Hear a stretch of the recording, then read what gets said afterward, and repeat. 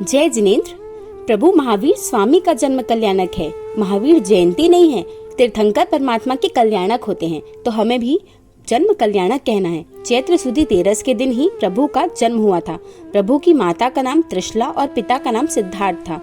प्रभु का जन्म कुंडलपुर में हुआ था। 24 तीर्थंकर में से प्रभु अंतिम तीर्थंकर परमात्मा थे। इनके बड़े भाई का नाम नंदीवर्धन और बहन का नाम सुदर्शना था। उनकी पत्नी का नाम यशोदा, बेटी का नाम प्रियदर्शना और जमाई का नाम जमाली था। प्रभु के जन्म का नाम वर्धमान था। प्रभु ने गर्भ में ही निश्चय कर लिया था कि जब तक माता पिता जीवित रहेंगे वे संयम ग्रहण नहीं करेंगे। 28 वर्ष की उम्र में जब उनके माता पिता का देहांत हुआ, फिर उन्होंने अपने बड़े भाई से दीक्षा की आज्ञा मांगी, तो उनके भाई ने 2 वर्ष के बाद संयम ग्रहण करने को कहा।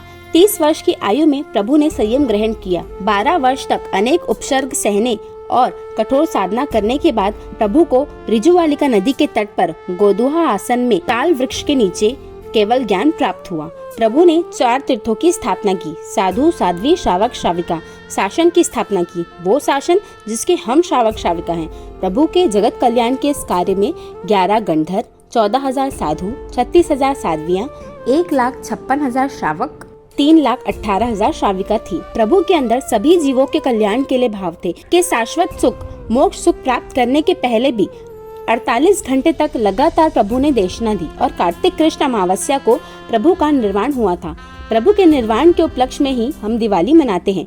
ऐसे प्रभु वीर का जन्म कल्याणक है। प्रभु के जन्म कल्याणक के उपलक्ष्य में हमें ओम ह्रीम श्रीम महावीराय अर्हते नमः की 20 माला फेरनी चाहिए। प्रभु का कल्याणक हमें कैसे मनाना है? सिर्फ दिन रात सांस्कृतिक कार्यक्रम, स्पर्धा, बड़े बड़े जुलूस निकाल कर ही करना है या फिर और कुछ भी करना है?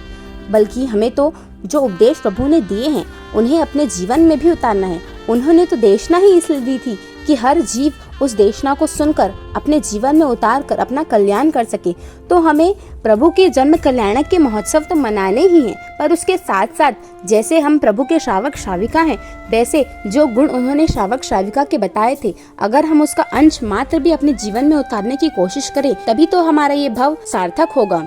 ऐसे प्रभु महावीर के जन्म कल्याणक की आप सबको बहुत बहुत बधाई। प्रभु महावीर के चरणों में कोटि कोटि वंदन। परमात्मा की आज्ञा विरुद्ध कुछ कहा हो तो मिक्षामि दुक्कडम। जय जिन शासन।